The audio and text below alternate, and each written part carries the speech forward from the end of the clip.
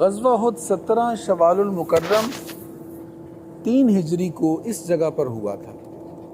محل وقوع تھوڑا سا سمجھ لیں، ادھر جبل رمات ہے اور اس طرف احد شریف ہے۔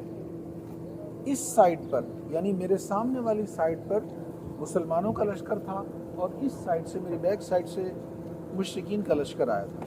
سرکار کریم علیہ الصلوۃ والتسلیم چاہتے یہ تھے کہ ادھر سے جو لشکر آئے گا اس کو تو کور کر لیا جائے گا، مجاہدین اس کو کور کر لیں گے، لیکن اگر رمات کے پیچھے والی سائڈ سے لشکر نے آ کر مسلمانوں کی بیک سائڈ سے حملہ کر لیا تو بڑا نقصان ہوگا۔ اس لیے نبی کریم علیہ الصلوۃ والتسلیم نے جبل رمات پر تیر اندازوں کو مقرر فرما دیا۔ یہ دائیں طرف آپ رمات کو دیکھ سکتے ہیں۔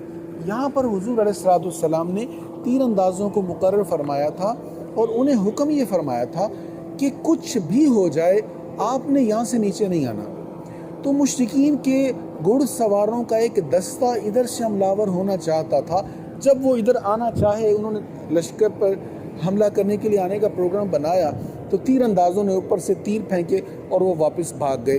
یہاں سے مجاہدین نے جو مشرکین کے ساتھ لڑائی کی، الحمدللہ اس میں غلبہ ایسا آیا کہ مشرکین سب کچھ چھوڑ کر بھاگنا شروع ہو گئے، یہاں تک کہ اپنا سامان، اپنا اسلحہ سب کچھ چھوڑ کر بھاگنے لگ گئے۔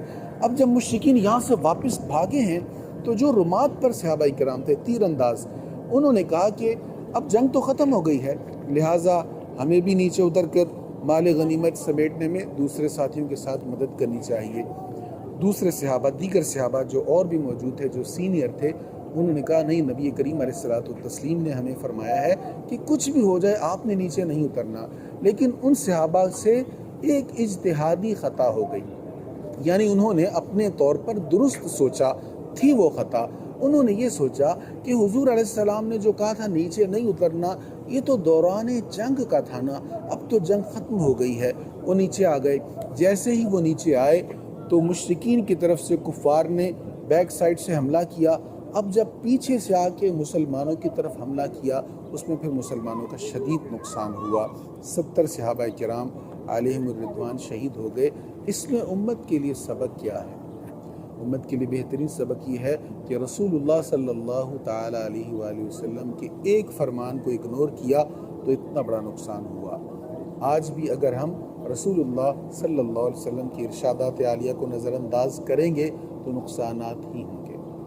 تیرے کرم سے